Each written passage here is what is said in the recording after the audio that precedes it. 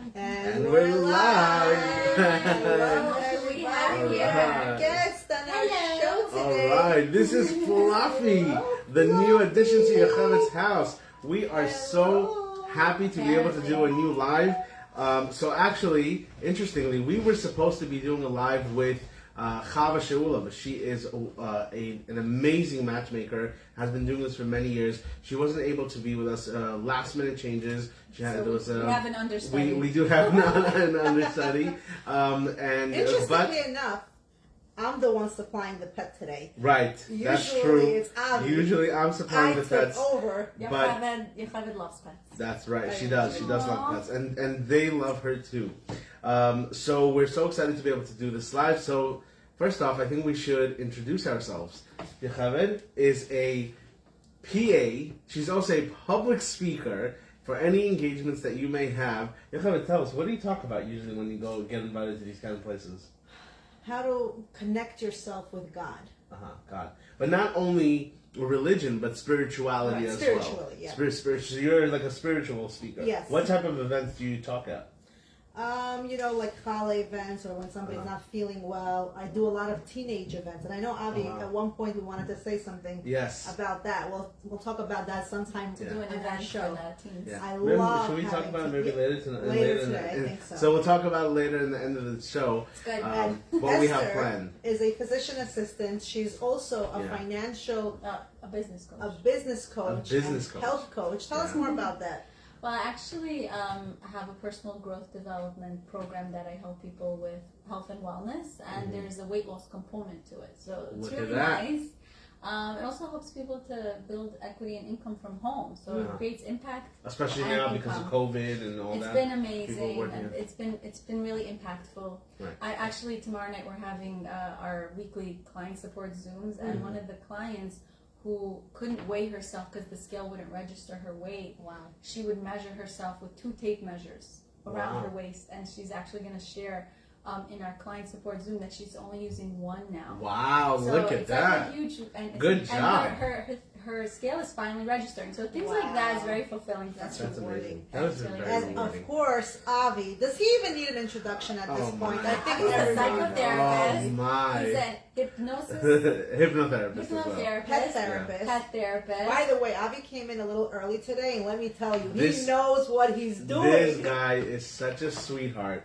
This guy is such a mush. You're such a mush. He's so. Why is it that when we talk to pets, It's like we the children. we immediately change the way we sound? Every time I talk to my animals, I feel like I'm talking in a baby voice. It's just something so cute about them, and I love them so much. But yes, I am a psychotherapist. I work with children, with teens, with couples, with families.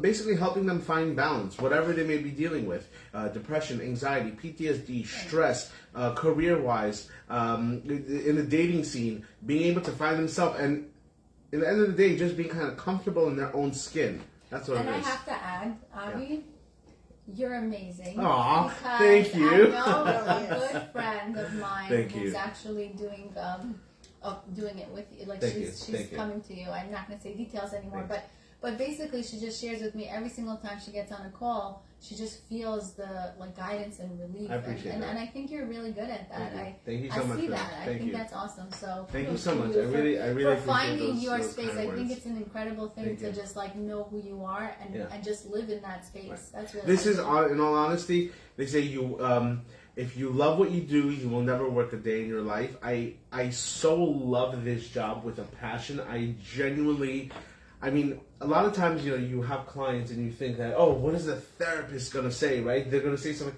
But a lot of the times, I actually get so much strength from my clients to see somebody going through something so hard and then applying a treatment plan and then seeing their life just kind of come into pieces. It brings me so much joy. And actually, if somebody were to ask me, when are you the happiest in therapy, right? Like, when do you feel the most content?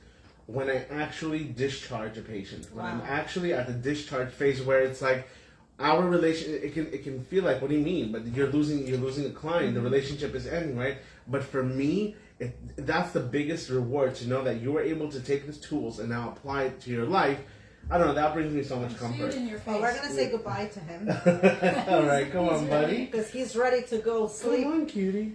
All right. Look how white and cute he is. All right. He's So a really good boy. Named him? he came with the name Fluffy. Fluffy, what a The name. previous owner. All my animals have names. It's Jack, Oliver, Sophie, Peter, Marley, Charlie, Charlotte, Margaret, and Milo. And I now have a whole bunch of ants, and I have a whole bunch of Margaret the spider, the one that Esther named. Yes, I really did. Esther. I didn't even You did, realize yeah. that. Esther did name Margaret. I'm gonna let you name my next child. One of the tarantulas. So Well, let's today. see. What are we discussing today? Today, our topic is being that the holidays are coming around. Passover is right around the corner. We thought we can talk a little bit about really what's going on at home and what's going to be happening with families and loved ones during the meal. I know last year I was actually supposed to have my parents over for the holidays, and we were making these plans, how what we're going to be serving and what we're going to be doing, and we were so excited. But and COVID hit. And for the first time, we were for so many we were by ourselves. We were all alone, right? People usually when holidays come around, we have families coming together.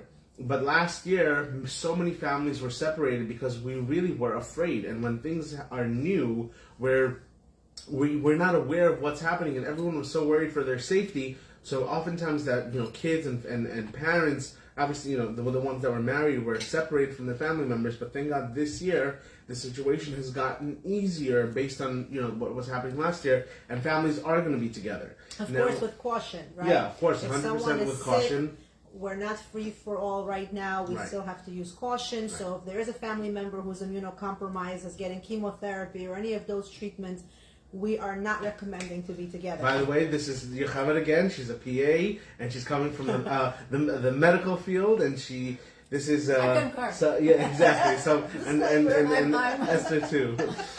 But with family coming, which is family can be an amazing thing, right? But unfortunately, sometimes even with family, there are certain toxic members in the mix. And what do you do in a situation like that where the whole family comes together and you have to be able to have a whole Passover Seder, right? But how do you stay composed when somebody on the table, was sitting by the table, brings so much anger and rage within you? So what is it that you do to be able to kind of stay focused? That is a really good question. First of all, I just want to say I've gotten so many messages about that particular topic, not even just related to Passover in general.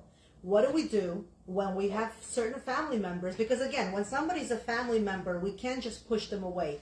And we've had a similar topic in the past. Right, I remember that. And we're not promoting anybody like not to talk to anybody. This show is more about when you have no choice, right? Respectfully, you have to be at that Seder table with the rest of the family. You can't just back out of it because of that one person. So this is really what we're talking about. How do you yourself not let it get to you and still have a good holiday and still be happy and enjoy the holiday despite knowing that there's somebody there that's going to irritate you? So that's really what the question is. So Esther, when you hear the word adjust your attitude, what does that mean to you? I think it means like if you're planning to so I have a really good analogy that's really worked well for me. If let's say you're in your friend's house for the first time and you're sleeping over and she says to you, my shower, it gets really hot, so just be very delicate with the hot. Turn on the cold water more. So you're gonna look okay, right? Sometimes a person can be like, well, I think I'm just going to do the cold and hot the same like I do in my own house because that's how it should be. So you go into the shower, you turn on the hot and cold just like you do in your house because that's how it's normally for you, and then you get burned. And so I really see that as a very valid analogy because a lot of times we come into a situation where like, this is not the normal way, but whoever is in your life, you've been told by your spouse or your sister-in-law or your sister, that's how she is. And you're like, but that's not how she should be. So I'm going to see if I can rearrange the way it should be. And then we have these expectations without adjusting our attitude, we have these expectations and think this is how it really, the expectations let us down, and then we're like frustrated and we feel like justifiably so, we feel annoyed and kind of like, I didn't sign up for this, like what, this is not okay with me. So my takeaway is when somebody's showing you, like Maya Angelou says, when someone shows you who they are, believe them. Stop trying to make excuses or situations and realize like they come with their own story, just like the pipes. The pipes come with their own story. Like you can't figure out why it's like that. But that's how it is. You're not going to be a plumber and start changing the pipes when you're coming to visit someone's house. You're just going to adjust to the mood in the back. Like you're going to adjust. I like that analogy that you said with the water, because again, because we're conditioned from childhood and having holidays year after year, and now perhaps maybe you're older or married and in a different family, maybe you're going to your in-laws' house and things are a little bit different. Where's everybody going? Just want to bring the dog outside. She's bringing the dog upstairs. Okay. So I'm going to occupy both Yochai and Master space now. So when you're potentially, if you're married and you're going to your in-laws' house and the circumstances change a little bit, right? Even though yes, they may have things that are or practices that are different than what you're used to, right? And in your mind, it's like, what are you doing? That's wrong. That's not what you're supposed to be doing. Or sometimes the kids are in the mix. In some families you have where kids are first priority, where the kids have, especially in a holiday like Passover, where kids have an opportunity to sing and to share their story and to share what they learned in school, and they're really the center of attention. And then in some families, you have kids on a side table all the way in the back, where nobody even looks at them, no one talks to them, the guests are first priority, and that's what they're mainly being focused on. True. So some couples, they get upset, like, why do I have to go to my in-laws' house, or why do I have to go to his relative's house, or her relative's house, where the kids are not even looked at, and it's a crazy house, so what do we do? It's about also setting up realistic expectations. What do you think about realistic expectations? Well, I think realistic expectations come from experience. Okay. Like when you've been through something, you can say, is it realistic for me to expect my mother-in-law or my in-laws or whoever, my mom, to be a certain way? Is it realistic for me? It's not. You're just setting yourself up for failure. What is a realistic expectation is saying, I can control what I can control and not something outside of me. And I think that's where people fail the most is, and they disappoint themselves, not to call anyone out and say you're a failure, but that's what and I notice the most in my practice when I work with people. I notice that they get the most in pain when they try to control others. When you take the situation and say, I can only control how I react, that tension and that pressure kind of falls off of your shoulders. And also at the same time, it's keeping certain topics off limits. If you know this is going to trigger an uncomfortable conversation, whether it's with your in-laws, whether it's with your aunt there who's aggressive, or an uncle, somebody who's politics also. If you're going to bring certain topics of business or certain things that that's going to hit a nerve, so then at this family gathering, that's not what's important. Setting limitations and setting boundaries are extremely important, especially with your family members. That's the most important. And we also have, go ahead. I just want to add, I'm reading from this book, and I feel like this is appropriate to add. This is a really good book. It's called The 15 Commitments of Conscious Leadership. And I'm in the middle of reading it again because it's so good. And he talks about taking full responsibility versus placing blame. So we can say, like, blamefully, she ruined my holiday, right? Or the event was ruined. Or you can say, you just take full responsibility for what is within your control. And it says here, placing is placing blame. Placing is moving something away from ourselves, and taking responsibility. Taking is moving something towards ourselves. Psychologists refer to this as the locus of control. When we place blame, we locate the cause and control of our lives outside ourselves. And once again, when we Chagad is rudely interrupting me. Welcome to live. This is live, guys. It's happening live, right in front of you. All right. So this is actually called Parenting 101. Great job for taking the dog and putting it in the place. And this is sometimes what you have to do. You have Well, the to dog ended up going to the basement. I just got him 2 days ago. So instead of going upstairs, he's looking for everybody downstairs. For anyone who has a new pet or wants to get a new pet, just letting you know that in the beginning, the first time is really the hardest, because that's really, first of all, we're talking about boundaries, setting up boundaries with the pets and setting up, where they're supposed to be. And Chaved is alpha in the pack. You're making sure that the dog is always safe. So, but we're glad to have you back. Back to Esther. Sorry, Esther. So, Okay, I'm taking responsibility, not placing blame. So when we place blame, we locate the cause and control of our lives outside ourselves. That weakens us. That makes us feel like we're powerless when we think like my happiness is dependent on someone else's behavior. We're giving somebody else so much control. Right. So at the same time, we want to figure out how to control the situation. So what did I miss? We are talking about how do we figure out how to be positive. Not even about positive, but about safety. That's another thing. We're talking about safety, not only physical safety, because sometimes in some households it can get physical, especially when there's alcohol in the mix, where people want to state their opinion. That can happen. Oh, there's a lot of alcohol. Well, especially in Passover, right? Four cups of wine, right? But that's another thing. If you feel alcohol is going to be a problem for the family. Again, I'm no rabbi, but I'm sure a rabbi can say that you can have grape juice. But on another note, it's not only about being physically safe, but also mentally safe. Yocheved was saying something about positivity. If you can be positive, that's amazing, but that's not your agenda. Your agenda is to always be mentally safe. That's number one. For me, I don't know. Everyone looks at things differently. Okay.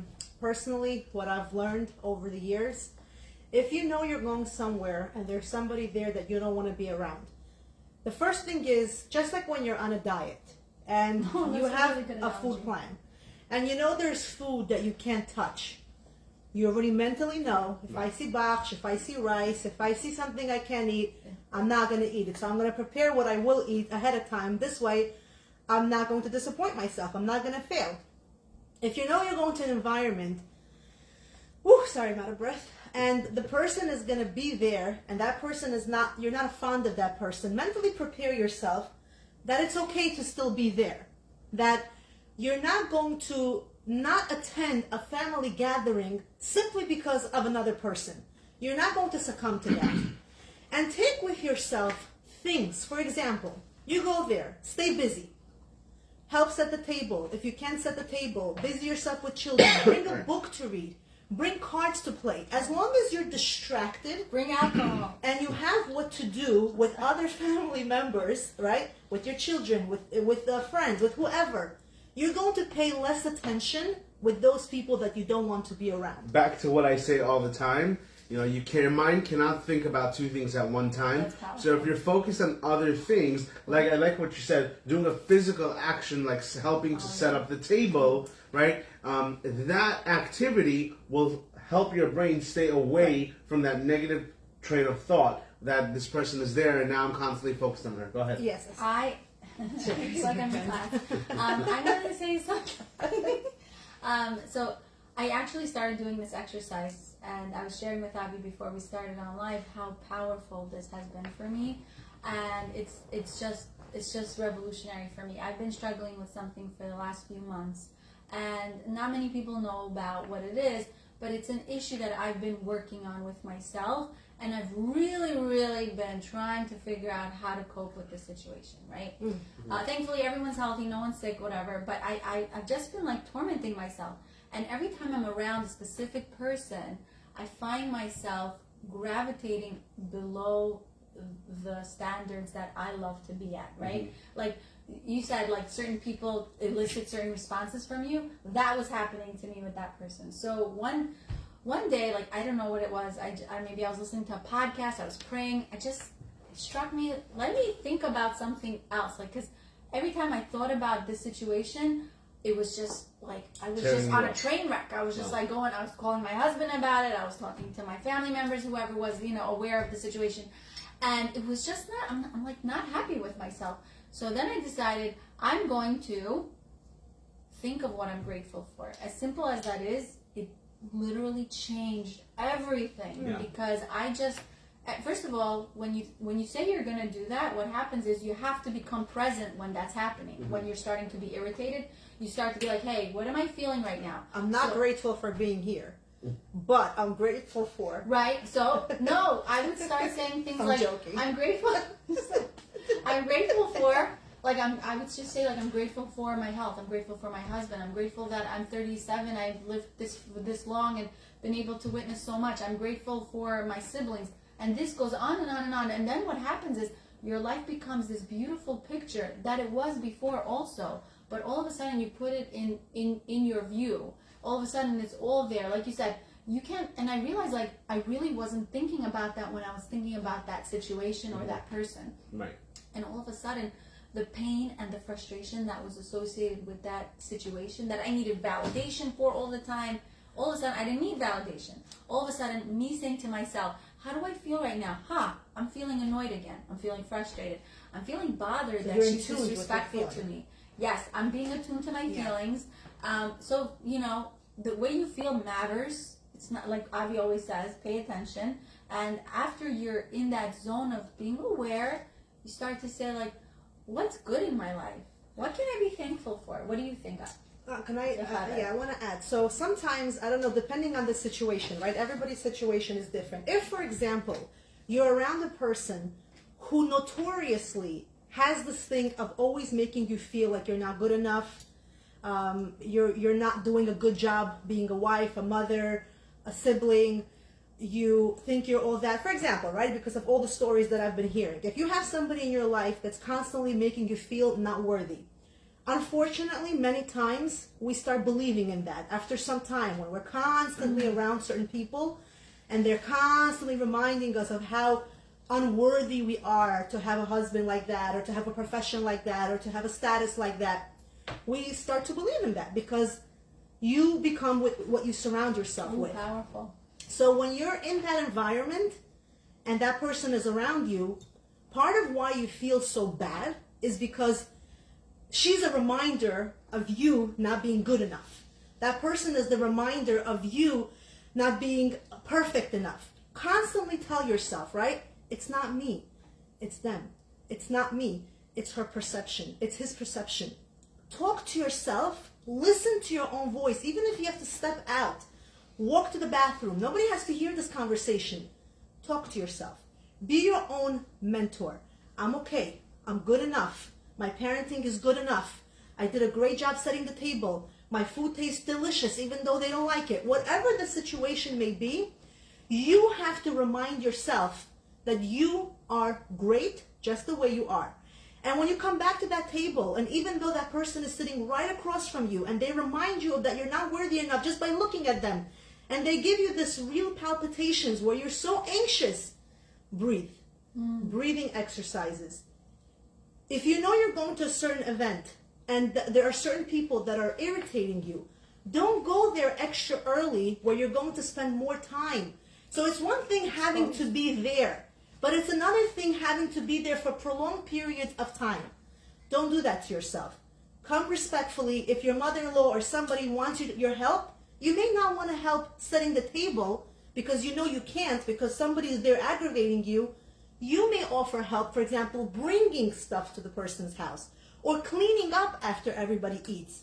Don't put yourself in a position where you're going to be in a bad mood and then your facial expression is going to show that you're in a bad mood and everybody at the table is now going to be in a bad mood because your husband noticed it, your siblings noticed it, your children noticed it, that mommy is not doing well. So don't put yourself in those situations. It's interesting. As you were speaking, you said, when people say these mean comments or remarks to you, it's not even about you. It's really not about you. Oftentimes, it's just what they're going through and their experiences and their toxic situation. They're taking that and putting that onto you. At this point, and I know it's very difficult to do that, especially a person that's coming at you, it's so easy to take it personally. But if you can show empathy and just be like, I hear that. That really sucks, or that's not okay, right?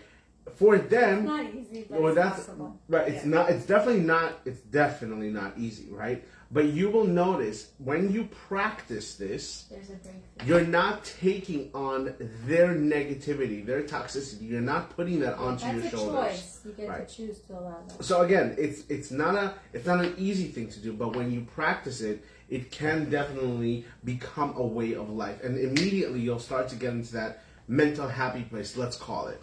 What are your thoughts, Esther? So I really believe this is my favorite part of this book, and I'm going to mention it to you again. You have it, 15 Commitments. And it says here, do a thought experiment with us. What if there was no way the world should be, and no way the world shouldn't be? What if the world just shows up the way the world shows up? What if the great opportunity of life isn't in trying to get the world to be a certain way, but rather in learning from whatever the world gives us? Mm-hmm. What if curiosity and learning are really the bigger game? What if you came into the conversation at the table to just be curious about, and when you're curious, you're not taking things personally. You're like observing like a scientist. And let's keep reading 1 second. So what if curiosity and learning are really the big game? Not being right about how things should be. Can you see how this would radically change the way we see and live our lives? What if the big question of life, the big questions of life were not, how can we fix this? Or how can we keep this from happening? Or who's to blame for this being this way? But instead, what can we learn from this, since life is all about learning and growing? Right. Wow. Or, I wonder, what is this here to teach me about myself and life? So it's about, again, going back to the beginning, about adjusting your attitude. Sometimes when you come to a place, you're looking at it from, tunnel vision, just looking at it from one perspective, but actually taking yourself out of the scenario for a second and being like, hey, let me hear your experience. So now if we're talking about Passover, right, where now this is the modern world, we do things differently here, right? Back in the Soviet Union, things were different there. So maybe having that conversation with the older people there, like, what was it like growing up where you came from, right? You want to hear what they would say? Let's hear. They would make it look like, когда мы были молодые, we never had these kind of issues. Никто шхори ничего не делал, мы все помогали друг We just другу. ate matzah and tomatoes and cucumbers and grains. And it's like they make it look like they had this perfect life. Raisins all day. It is very different. First of all, back in the days, ladies were all like the way ladies were. There were men where men used to go to work. Ladies most of the time used to sit home and take care of their children. Now the cultures have changed, and what was accepted back in the days where there was a little bit of disrespect sometimes, right? You mean back then? Back then, right? Like for example, now there's for sure it no wasn't. disrespect. It wasn't like it is now. Like for example, like back in the days when we lived in Uzbekistan, right? Sometimes the men would raise their hand on the ladies. It was a different type of cultural because we were surrounded by different people, so it was acceptable there. Now ladies came here, I feel like, maybe I'm wrong, they came to America and everybody feels a certain sense of equality, and it's fine, we all feel equal. So the amount of tolerance we have for people mistreating us is not, like, we have a lower tolerance. Like, if our husband mistreats us, back in the days, for example, ladies would be able to handle much more of that. Not that it was okay. It's not okay, but ever. I'm saying the way that it was. Got it. Mentally, the way that it was. So that because they had a different respect for their husband, right. If, for example, they had a disagreement with their mother-in-law or their sister-in-law or somebody in the family, for the husband's sake, they would swallow a lot of things. They wouldn't say many things because it was very different. But also, what I do want to say is that, yes, possibly back then they didn't verbalize how they felt. Right. But oftentimes, if you look at pictures of your grandmothers, right? at 60 years old, they looked like grandmothers, right? Now you can have women who are 60 years old. You would never say that they're a grandmother, right? Young. So why is that? Because I see, I'm actually 60 years you're old. actually, you don't look there over 18. No, but what I was trying to say is because we don't Right. we don't want to tolerate so much anymore, right? Because we realize it doesn't have to be that way. But at the same time, why I'm saying this, because there are situations of people, let's say their mother-in-law said something to them, and because they're very, very hurt, sometimes they could make like these rules saying we're not going anymore to the house, we're not inviting them anymore, we're not going to spend holidays with them anymore because they feel hurt, which is very, very, very understandable. Right. So, But what I'm trying to say is, Is that understandable? I did the hurt part. I is, did but we want to don't say want to break again. up families. That's Every what I'm saying. every single situation is so specific and so unique to yourself. If it's very toxic, where every time you go to your in-laws or they come to you, it just becomes a mess, and then you get into a big argument with your spouse, and that becomes a bigger mess, and now the kids are involved, and so yeah, sometimes you have to set up those boundaries and say, you know what, this is not something our relationship can handle right now, and that's okay. Oftentimes people feel like, but what do you mean? This is your mom, this is your sister, this is your brother or uncle or whatever it is. Yeah, but if this person is negatively ruining and messing up your life, your empire, something that you're trying to build, let's say, with your spouse, with your kids, that's a problem. And this is... But let's not confuse that. For example, if your spouse doesn't want to involve your parents anymore because it's toxic, okay, I hear that. But you can't, and I have to say you can't because I think that's very important. You can't take their grandchildren away from seeing them. You don't have to see them. One second. There's a comment here. It says, the word of parents is the word of law. I'm not sure what I think they're trying to make it Steve Isaac. I don't know if this was sarcastic or a joke or serious. But if it was a joke, and I'll take it as a joke, unfortunately, sometimes when children think, I'm talking about adult children, when they take their parents' word as law, there are many cases where you'll have a mother telling her son either divorce or, what are you going to your wife, come stay with us, or you don't need to bring her. They'll say the most ridiculous things for personal gain because it's coming, let's just call it a place of love. And because of that, they'll break up the relationship. But at the same time, my point was, let's say the daughter-in-law doesn't go with the mother-in-law. They don't get involved, right? They don't get along? Yeah, they don't. Sorry, they don't get along. Okay. It's nothing drastic. They just don't get along. Okay. I still think that she shouldn't take her the son from going to visiting his parents unless they know for a fact that the parents are triggering something. Again, I hear that. Or the grandchildren from visiting the parents. You shouldn't make it, that's my opinion, an all or nothing, because maybe, yeah, your relationship with your in-laws, you're not compatible for whatever reason. Maybe the way they were raised, the way you're raised, you saw your mother differently with her in-laws, they have different expectations. That's understandable. Right. But my whole point is, it's very bad when somebody in the family gets married into the family, they don't get along with other people, and now all of a sudden, the whole entire family now is X'd out from her family because she pulls everybody along with her. Oh, wow. The husband can't go, the children can't go. That's not right. That's my opinion. Yes, I understand. We can't get along with everybody. Okay, that's understandable. But let's not try to break families up. Because when we can't get along, but now we're taking our husband away, our children away, and we're breaking up brothers' relationship, sisters' relationship, parents with their children's relationship, it's not the right thing to do. Because again, what's going to be later? We're teaching our children from a young age, that tomorrow when you don't get along with your siblings, this is what happens. You're allowed to fight, you're allowed to break up, and that's normal. And back in the days, when we came from Uzbekistan, I have to say, there was much more unity, much more tolerance, much more acceptance. So you didn't see so much brothers and sisters fighting. What do you think changed? The culture changed. The culture of America? Yeah, I think so. Because Which is what? What is the fact culture? that people feel like they don't have to be bothered with people who are not compatible with them. They feel like, you don't like me, too bad. Like, go fly a kite. I am who I am. Back in the days, people actually took families very, very seriously. Like, even if brothers didn't like each other as much, they still went together to visit their mother. They still did everything together. Now the society is so, two brothers don't like each other because the wives can't get along. So let's not talk forever because you don't like my wife doesn't like you, so have a bar mitzvah without me. Have a party without me. And I'm thinking slowly, we are destroying families. Yes. This is what's happening. And unfortunately, it's an opinion, maybe I'm wrong, it's happening more when we have a new sister-in-law or brother-in-law coming into the family relationship. So where do you think that's coming from? It's coming from a place of jealousy?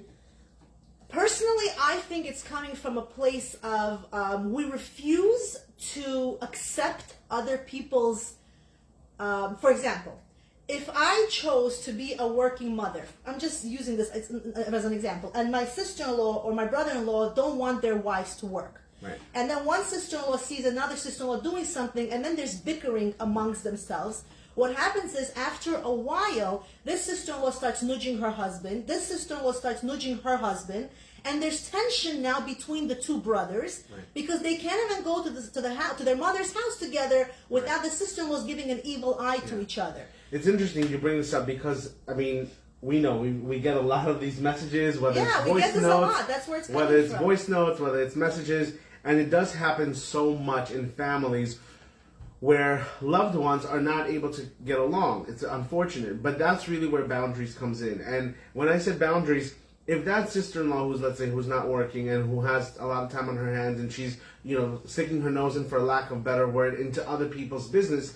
So in all honesty, if a person sets up boundaries for their family and say, this is Vegas. It's funny, every time, for the people, if my clients are watching now, for the people that are watching, they all know, anytime you come into my office, the first words that come out of my mouth is, welcome to Vegas. Because what happens in Vegas stays in Vegas, right? All my clients will, I don't know, you don't have to say now, but all my clients will know what I mean when I say that. Because we keep it so private. We keep it so sacred and safe in the therapy room, right? Same thing, if you take that concept and bring it to your family and say, our family is Vegas. Because what happens in Vegas stays in Vegas. We don't take our stuff and show it around to the whole entire world, because in all honesty, that's where boundaries become very blurred. But that's my point. When we say boundaries, right? Like we're talking about, okay, we don't get along with the person, but we have to form boundaries. I think there has to be a real fine line. How toxic is this person in your life? Mm-hmm. If this person is really toxic to the point where they caused you anxiety, depression, real medical problems, that's toxic. But if this person is really like just pissing you off because you go there, you just don't click here and there, that's not toxic necessarily. That doesn't mean let's cut the relationships off because I'm not liking the vibe of that person. Because you have to understand, if you're at work and you're a co-worker with somebody and eventually you're able to switch your job, that person is gone. That's it. He's no longer bothering you. It's done. That relationship is gone. But when you're in somebody's family, especially if you're marrying into the family, and I know this because I've heard a lot of stories where parents instilled in their children unity. They've always told their children how to be united, how to love each other, how to always help one another. Comes along another person from the outside, marries into the family, and she doesn't like certain things, and what do? They separate the brothers or the sisters or the family. This is not a work environment. This is a family environment.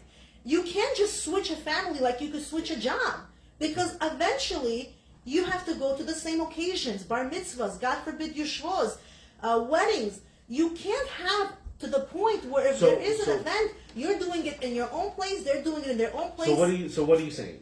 What I'm saying is we have to also work on ourselves. We have to do better as a nation, right? As a nation, work on our forgiveness, work on our communication skills. Right. If you're not communicating what's bothering you and you're just holding it all in. Oh my! Thank you so much for bringing that up.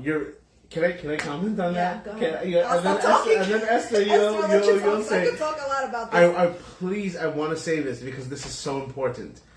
Let's talk about passive aggressiveness, okay? I see this so much. It comes up so much in therapy, whether you're working with couples, whether you're working with siblings, whether you're working with whoever it may be, with parents and kids, right? A passive aggressive attitude. What's passive aggressive? Esther, tell us. What do you think? How would you label passive aggressiveness? I see it a lot. I mean, I behave in this way sometimes too. I'll be honest. Oh, we can. By the way, this is a defense mechanism. We all humans behave in a passive aggressive way, right? But it's about calling yourself out and catching yourself and be like, what did I just do, right? Let's say your spouse says something to you, or does an eye roll and it goes like, psh, right? Does something like that. That's a passive aggressive behavior. It basically says, go fly a kite. What does that right? mean? Define it. So, for example, let's say.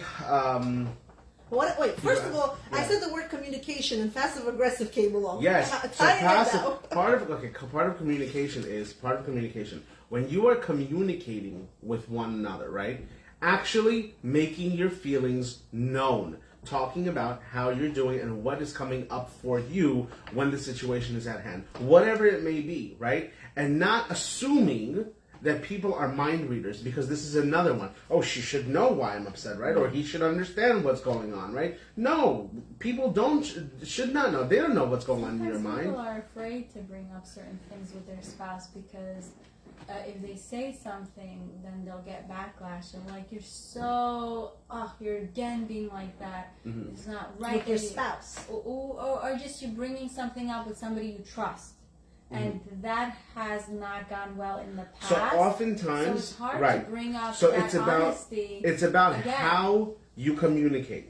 It's about it's your experience. Hey, I noticed that instead of saying, you always do this, or you never do that, right? Instead of using those words, saying, hey, I noticed when, when you take a shower, the towel is always on the bed. What's that about? Right? You're questioning. You're not saying, you always put the towel on the bed, or the wet towel on the bed. You always forget to put it back in the hamper, right? A typical example, right?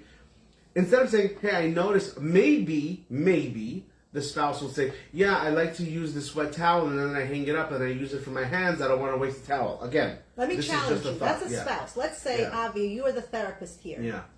I'm a client. I came to you and I'm saying to you, my mother-in-law doesn't like me. No matter what I do, she finds fault in me. Okay. And she is the kind of person, she has a type A personality.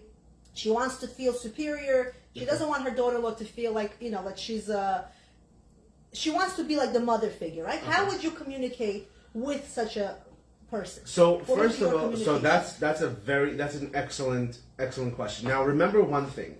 A mother, what is a mother? A mother is an unlimited giver, right? She created this human being, this son, let's say. She created this son, and she took the son, really ripped it out of her heart, and gave it away to this girl, to this young woman who now took her son away, right? Now, it's you have to do so much work, so much mental work on yourself as a mother to control yourself when you see certain things happening with your son. Let's say you go to their house, right? Now again, I'm going to give you a simple example. It might sound like such a dumb example, but hear me for a second, okay?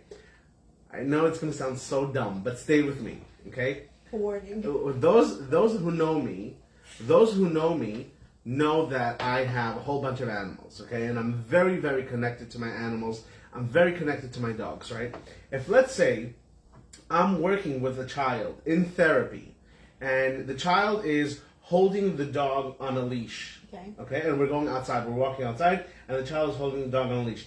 And if the child is holding the dog on the leash incorrectly, right, my immediate instinct would be, hey, what are you doing? Don't do that, right? Because I'm so nervous that something will happen to the child. But I have to mentally stop myself and say, one second, this is just a child. This is a learning experience. I need to be able to allow the child, to give the child some space to be able to kind of figure it out. And if they don't figure it out, I'm just going to say, hey, when I hold the leash, this is how I do it. What are your thoughts about that, right? I don't tell them, I don't correct them, right? Unless they were to ask me. And they kind of get into that space where it all falls in place. I'm saying this is about a dog, right? Now, if you take this same concept and apply that to a mother and her child, where she did everything in her life to raise this child, and now she's giving to this young lady who's now working with a child. She's like, how are you cooking? This is not how you cook. Right, but at the same time, if you have this young lady, and again, I have a great relationship with my mother-in-law, so don't get me wrong. And now this young lady comes, right? And she's letting, and she tells her husband, wait, I want to answer this question. Come change the diaper for me. Yes. Now, between her and her husband, it's okay. They made a decision together that they don't mind changing diapers. According to you, she's the mother who raised the son. But back in her days, when she was raising her son, she never told her husband, come change the diaper. Now she feels that her daughter-in-law is disrespecting her son. So this is, first of all, she's absolutely entitled to her views. Every single person is entitled to their views, right? Now, in this particular situation, this is 100% the son's child as well. This is a conversation that the son needs to have with the mother. Unfortunately, there are many situations where men, and even sometimes women, they don't want to be put in a situation where they're caught between two fires, let's call it, for lack of better words. You don't want to be caught between two people that you very much love. However, creating those healthy boundaries need to come, in this particular situation, need to come from the son. It may be uncomfortable because he feels like, if I'm having this conversation with you, I'm betraying you as a mother. You're not betraying you, you're actually building. Sometimes when you build something, right, you need to establish a foundation, a groundwork. If there's no groundwork, then it will end up come crashing inside. So yes, in the beginning, sometimes it's hard to create that framework, but once it's set, it's not going anywhere. Because and what will happen also, by the way, another thing is, people, when you set those boundaries, people will laugh at you, whether it's your parents, whether it's your spouse, or whatever it may be. They will test your boundaries. They will test, like, for example, let's say you say, give me an example. Let's say you say this. Let's say you come to your in-laws' house with your kids, okay?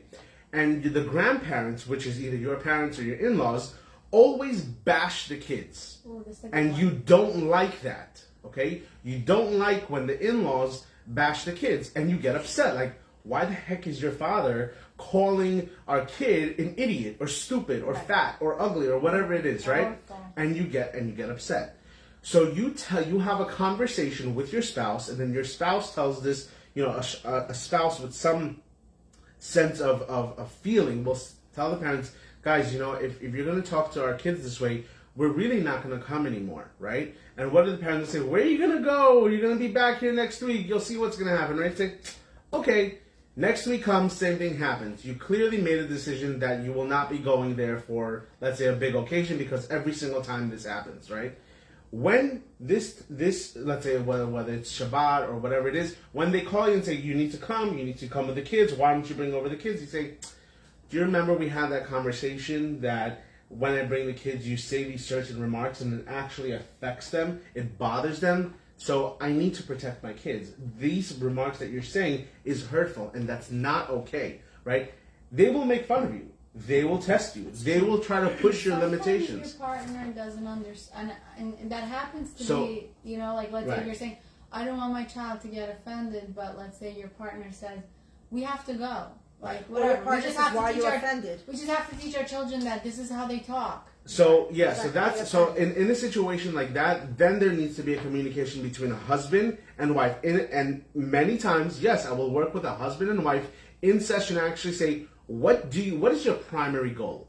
That's number one. Where are we going? When a client comes in to my practice, the first question I'll always ask is, what is your goal? Well, there's a series of questions I ask, right? Well, the first one is, what brings you here? And towards the end, I say, what is a goal that you want to achieve in therapy? What is it that you're trying to get, right? And if here we say we want to obviously raise a good, healthy child, then the person would have to change up certain things, because by doing that, that actually scars a child. And then they take that with them into adulthood. Have you ever sorry, I thought that you were saying something. Go ahead, I'll say it after.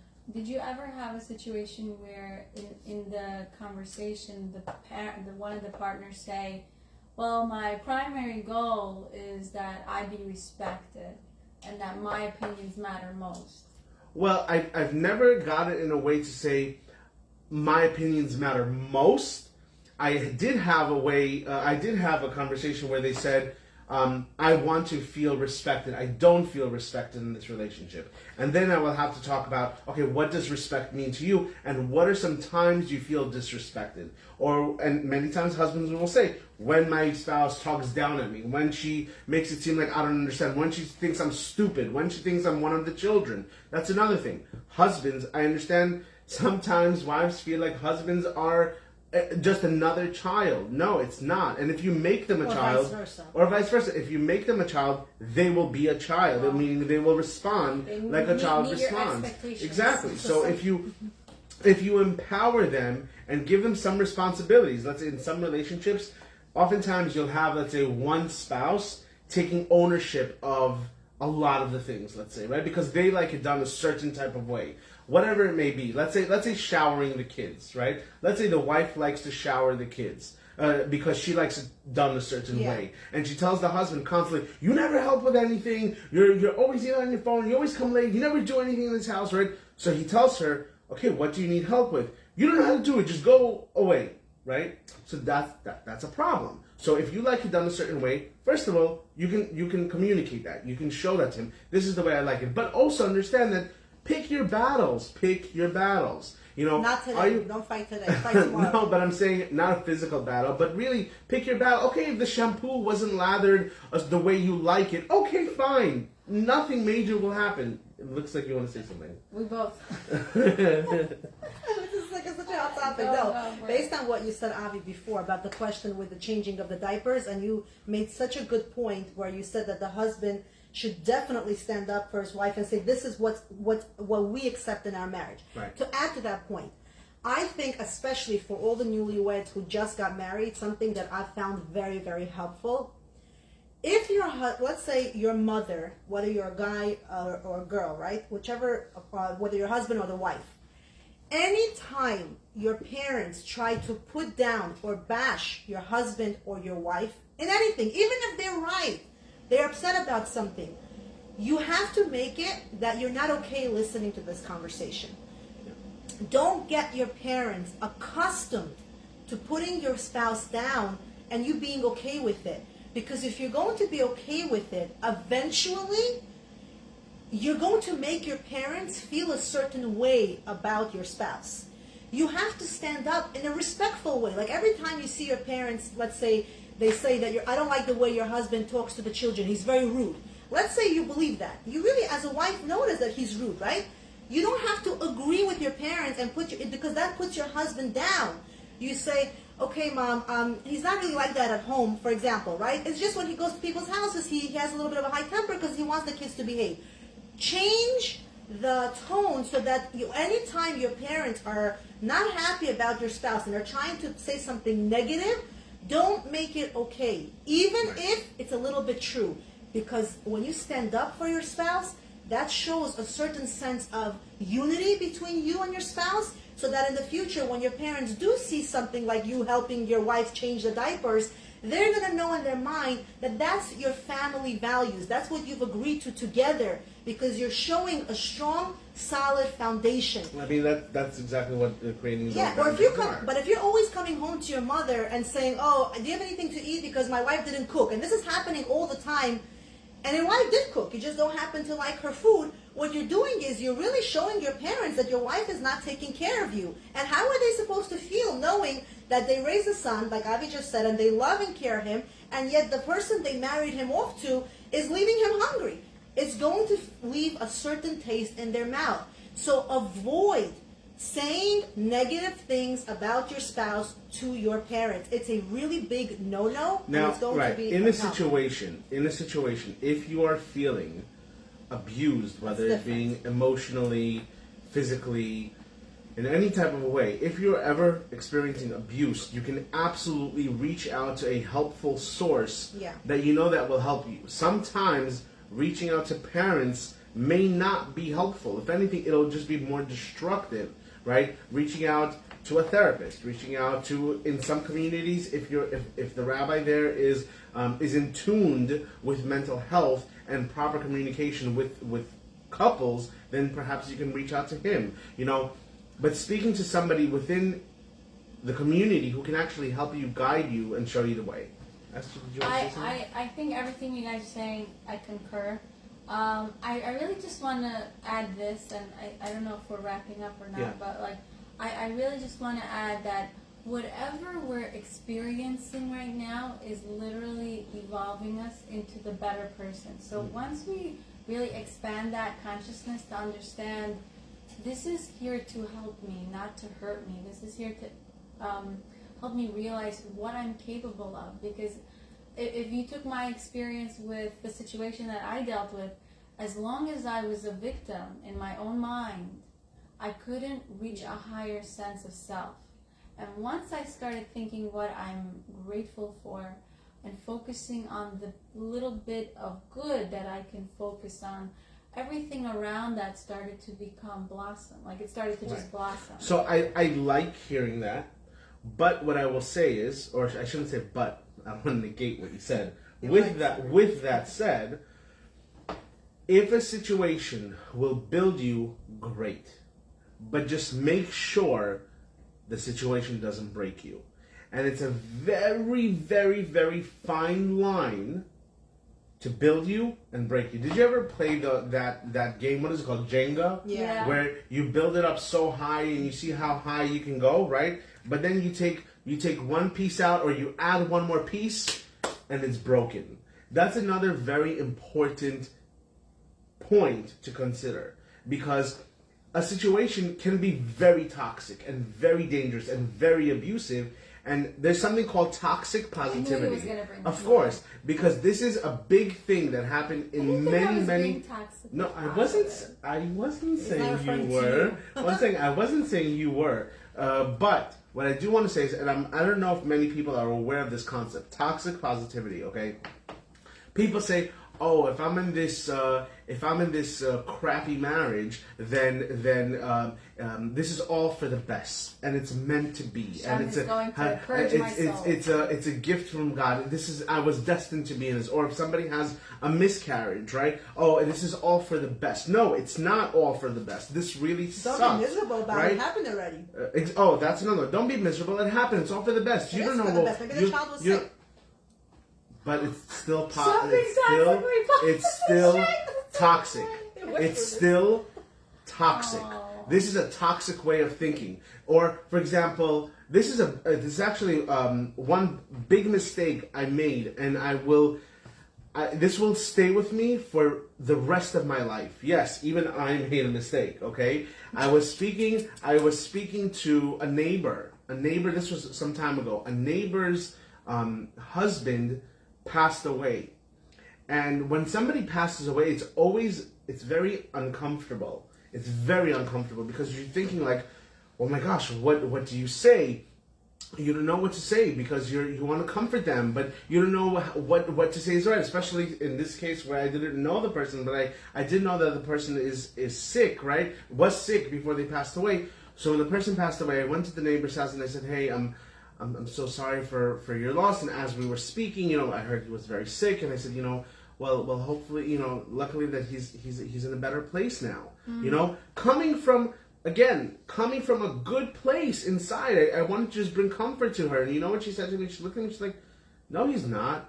His best place is right next to me. That's where the best place for him is, And that clicked for me. I'm like, wow, what? We say these certain remarks like, but what would you have said differently? That's what I'm not sure. Tell me, share the best memory you had with your husband. And this is actually, as soon as she said that, I said to her, how did you guys meet? Tell me about him. What was your best memory with him? You went straight into it. I went straight into it. That's what a lot of the times we try to avoid it, and we try to be positive in certain situations. But it's so important to really internalize and feel feelings. We're so conditioned not to feel like crap. We're so conditioned not to feel depressed or sad or angry or upset or frustrated. But these are such important feelings to get into. Like with Esther, what you were saying is that really allow yourself to feel. And in a situation like you mentioned with the example where you said, this is a learning lesson for me. Yes, sometimes you have cases where you have a downfall, but it's a learning opportunity, and then it helps you in the future, right? but just it's very important to be very in tune that if this is something that's building you or might potentially break So you. that's also, I personally think that has to do with the person himself. What specifically? Okay, when we say toxic positivity, for Yeah. example, your spouse is constantly upsetting you, okay? And we say, well, that's not positive, it's toxic positivity. Now it depends on how you're looking at One it. second, if your husband is constantly upsetting you, Let me finish. So Ah. now, maybe you're getting upset too fast. Maybe it's not your husband's fault. Maybe the problem is, why do we say it happens for the best? Maybe he's constantly telling you that you're always late to bring the kids to school. And it's like he's hurting you by always saying, why are you so late? Why are you so late? Why are you how's that so toxic late? positivity? Wait, because we're saying that every environment, you just said, No, I'm saying toxic positivity is when something bad happens, And we say it's for the best. we cover it with saying it's all for the right, best. so I'm getting there. So you may say to yourself, it's for the best. How is that for the best? Because it doesn't look like it's for the best, because it's constantly, quote unquote, putting you down and insulting you. It's for the best in the sense of, if the individual person realizes, why am I having these issues in my life? What can I do as myself, as a person, to grow and to understand from this situation? Or let's say it's not your husband. Let's say your family members are always upsetting you, or your coworkers are always upsetting you. How can that we're saying, well, why should we let people constantly put us down? No, I'm not. That's not what I'm saying. I'm saying toxic positivity in the sense with covering it and just trying to always be positive. It is, because why? Maybe the problem is you're a very sensitive person. Okay. And maybe this is a way of saying, hey, you got to build tough skin, so it's for the best. It's really helping you build yourself. So I agree with you. But I'm saying, miscarriage, same Right. thing. I had a miscarriage, right? Okay. In the beginning, I was really, really upset about Okay. it. If I wouldn't think at that time, right, that this really happened because that baby probably was sick and I was spared, if I didn't have that mindset, I would have really had a hard time dealing with that. The fact that I said to myself, it wasn't for the best. What's for the best about it? It's hard. It's your first pregnancy. So then right. you weren't being toxic about it. You were being honest and open. You said, how could this is my first pregnancy? I got pregnant. How can this be positive? Right? You internalize the And then feeling. you change it. It is positive Right, because the again. baby was sick. Because a But- healthy baby most okay. likely doesn't miscarry. So it's again, true. So I understand, but sometimes you do Because have it's science. you do have situations. Sometimes you can have a healthy baby, but if the mother's body is not able to hold it, then you can't hold it. But if you don't have that mindset in life, right? If in life, Okay. and I'm only saying it because that's the stuff I've learned, right? From reading a lot of the books, because that's what I like. I enjoy Okay. reading. If in life we don't Okay, yes, turn, I know this might be a tough point. I know, Yeah. and if it gets too much, tell me No, to no, stop. no, right? no, no. I remember It's too in the much. past, in the past, you mentioned a story, Mm-hmm. a very very sad story that happened to your sister's daughter, right? Oh When yeah, she passed away, yeah, right? That was very tough. Where is the positivity there? Where is the okay? It's fine that this young girl passed away. It's not okay. It sucks. But it had really she hurts. not looked at it that Right, way, I it would be understand. very hard. I understand, but what I'm trying to say is, Yes, sir. do not mask your feelings. If something bad happens, don't right away try to say everything is okay, everything is meant to be, it's all from God, it's all okay, it'll be okay, this is the best case scenario that can happen. Allow yourself to feel. Feeling angry, sad, grief, allowing yourself to accept grief. Esther, did you want to say something? I really want to know what she wants to say. By the way, Michelle said, Michelle Benjaminov, she said, Esther Azaria, it was a pleasure to meet and see you in person. You're amazing inside and out. That's I agree true. with that. I could Esther, say yes, that's you true. are amazing. I feel like I come here to get like a boost of For me too, self-esteem. by the way. So tell me what for- you think I about was this topic. okay. So here's I again concur with everything you said. Please don't agree with us. Just I actually my coworkers and I was telling them about your toxic positivity because he brings it up. We have like a chat in our WhatsApp group where and then he starts talking about like toxic positivity, and I'm like, no, I'm just positive.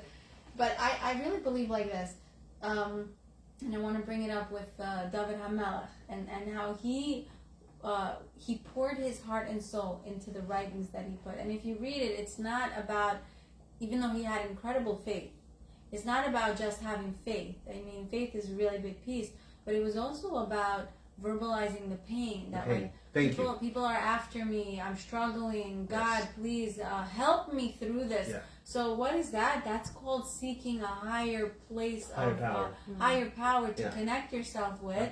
100%. And even if you don't believe in a higher power, which I don't think we're around this group right now, but there are people who don't. They also can get help Right. through focusing on what they can control and focusing on being grateful and focusing on what can I learn from this? How is this experience developing Shaping me? me, As 100%, shaping me. right. I mean, you know So that. you're basically saying validate your feelings. Validation. That's That's the main takeaway, is validating. And by the way, Esther, what you just said about David Melech, where he was talking about his pain and saying, I need help. Give me some clarity. Give me some peace. Help me through the situation. Yeah. Because I'm hurting. Because I'm in pain. Saying the words, I'm in pain and this situation hurts me, that in itself validates how you feel. Yeah. But when you're sitting too long and dwelling Again, on that that's feeling, right. So that's when it becomes a problem. See, what we're Yeah. saying right now is very general, right? Obviously, People there can are interpret certain it. relationships, of course, you can't just let people bash you and bash you and bash you and say, okay, I'm just supposed to help work on myself. That's not what we mean. Obviously, everybody has a certain level of intelligence. You know when to seek help. We're saying like baseline, general. Well, sometimes people don't know. I Just have, wanted to put it out there. one thing I want to add, and then we'll go to the games. Yeah. I really agree with what you said. Sorry, I'm going to agree with you. where you said it about things need to be open, like you have to let it out. And it's really, for me, if you can think about it like this, and from a medical standpoint, you'll agree. If something is stagnant, like let's say an abscess, there's a collection, identifying that it's there is recognizing that it's an issue. But just identifying it and constantly saying, "This, I have this problem, I have this problem, I have this problem," that's what I think leads to depression. Right. Because there's no movement and there's no motion into action. It's interesting. I work with a lot of teens now, and very common, I see this all the time, teenagers will say, I'm dealing with anxiety, right? Years ago, I'm talking about our parents' age, nobody even knew the word anxiety. Like, it wasn't a word that was used, right? And I even heard a comedian say, everybody has anxiety now. People are all in tuned with their mental health. Okay, now you have anxiety. Period. Yeah, that's it. That's where it stops. But what are you doing about that? Right. Are you getting help about it? Do you have a treatment plan? Do you have a So goal? things will What's get going worse. It on? reminded me of a question. So you said about therapy, and then we're really going to wrap up. Two things. So you said about therapy. Now I have people that reach out to me, right? Yeah. Let's say some people really, for example, they're having a marital issue Yes. and they don't have the funding Okay. because their husband is the primary Okay. person, right? Okay. And now they really want therapy and they want to go to somebody, but they don't have the funding.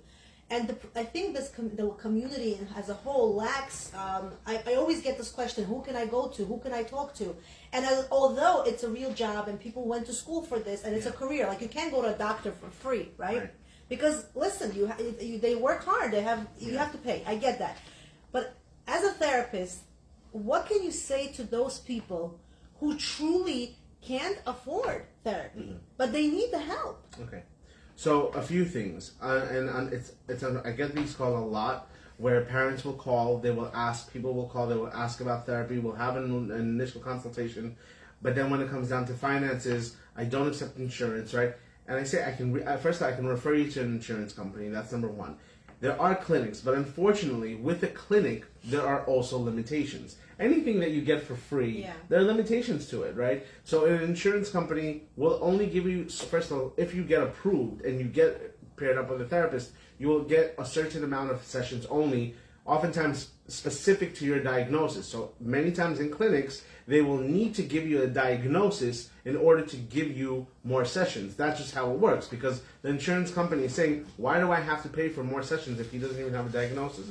Personally, and I have this so many times, and it bothers me so much, because sometimes people go to certain clinics or certain places and they get labeled with a certain diagnosis, and then they come to me, but they come to me already saying, this is the life I live. Let's say I was diagnosed with depression. So now they create their life saying, I am a depressed person and I need to kind of live this depressive lifestyle because that's just how I am, right? So when I work with people, I work with the person, not necessarily working with the person, working with their diagnosis. Now, again, of course, I take their diagnosis into consideration.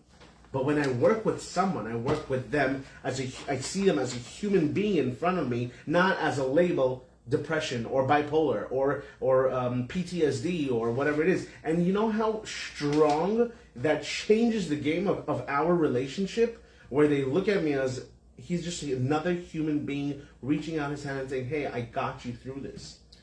Well, again, of course, everybody wants to go to you, but I'm talking about the ones who don't have funding. Okay.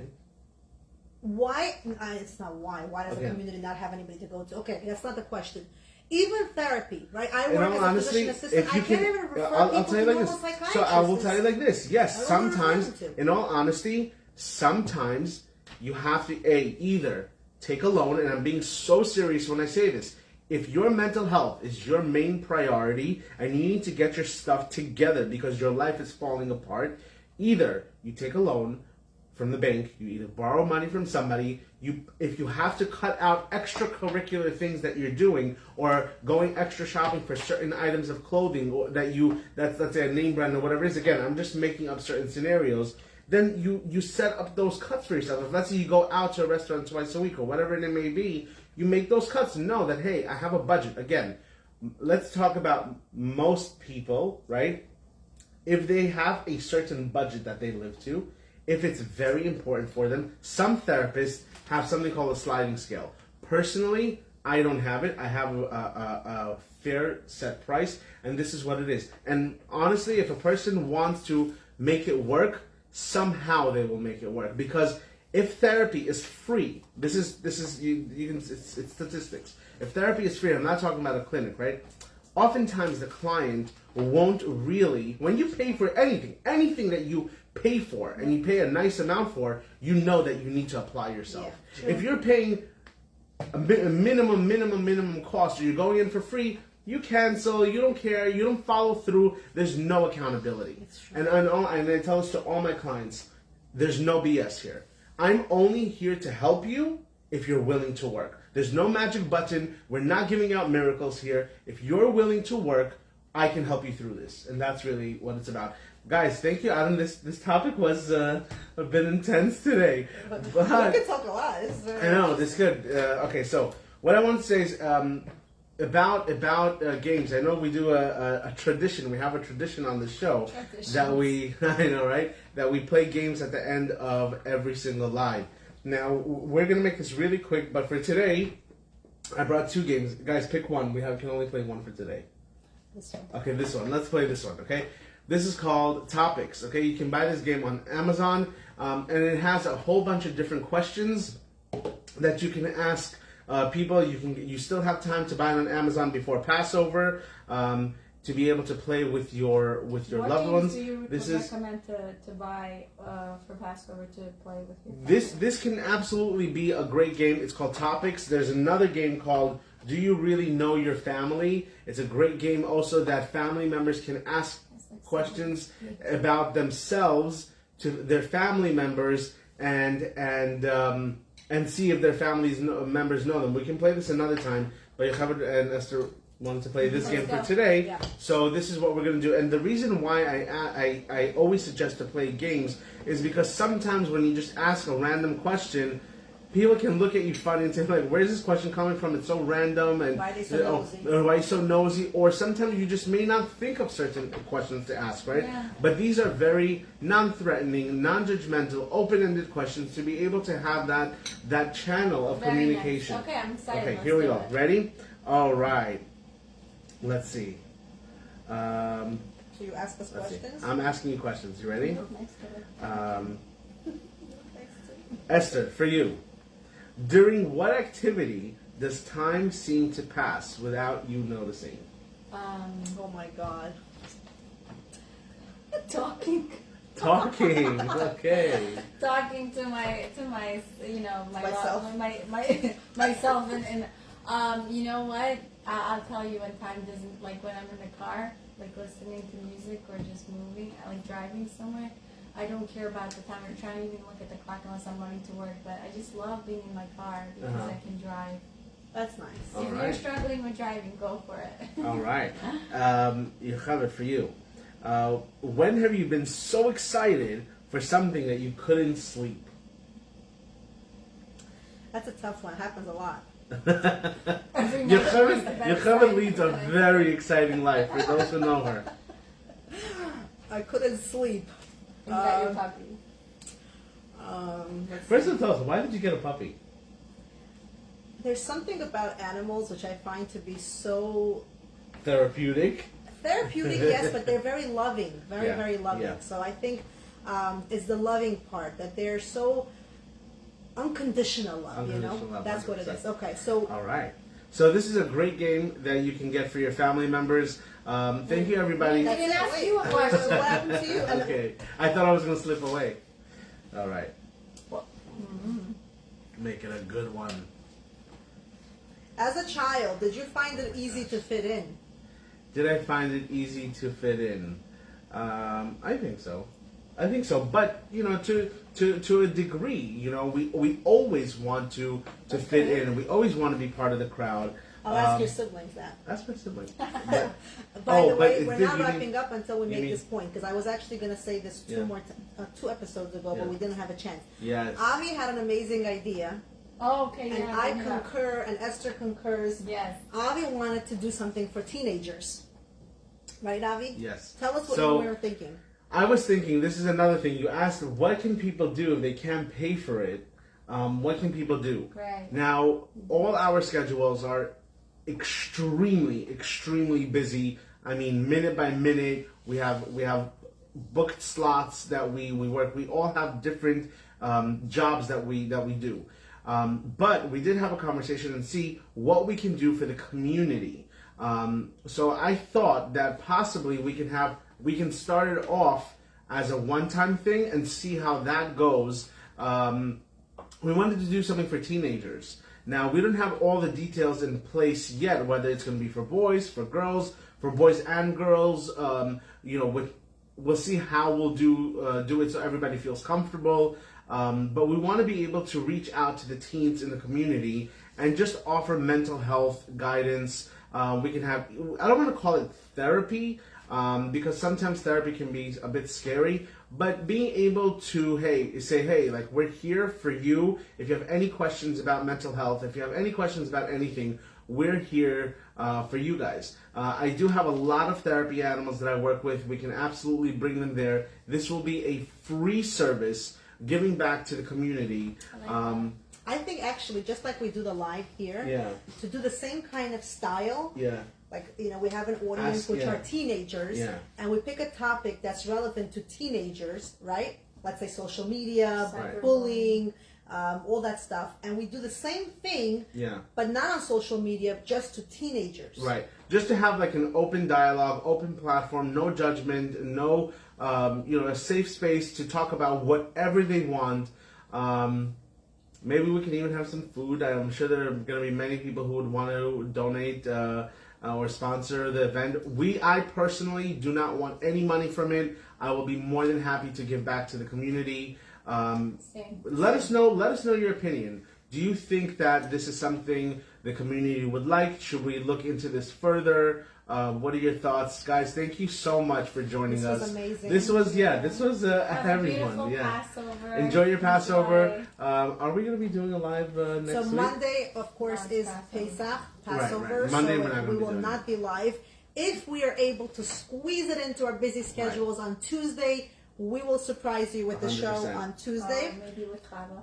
Do a seminar for mental health awareness for teens in our community. Wow, that's a really good, like a seminar, like a getaway seminar, or a I don't know, but getaway. getaway would be too much. complex. Too Getaway complex? means you have to take all our kids along. I Oh, think yeah, we that's should just true. do it here. Do it here. So yeah, give us your ideas. We're open. If anybody wants to work with us and make this happen, community outreach, being able to get the teens together. Honestly, this is not our thing. This is our thing.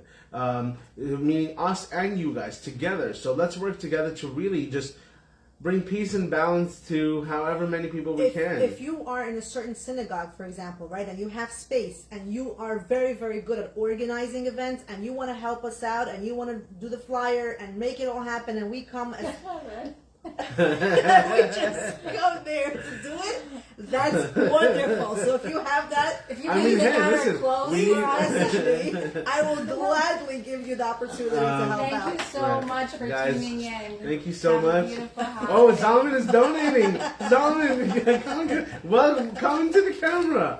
He's Solomon, very by the shy. way, our backstage producer over here, who's making sure everything is running smoothly. He's just donated $1,000 to this event. Thank you so much. He just doesn't know about it yet. Thank you, Solomon, for that amazing donation. Thank you guys, everybody. Thank you for tuning in. Until next time. Until next Thank you time, for happy watching. Passover, everyone. All right, have a good night. What a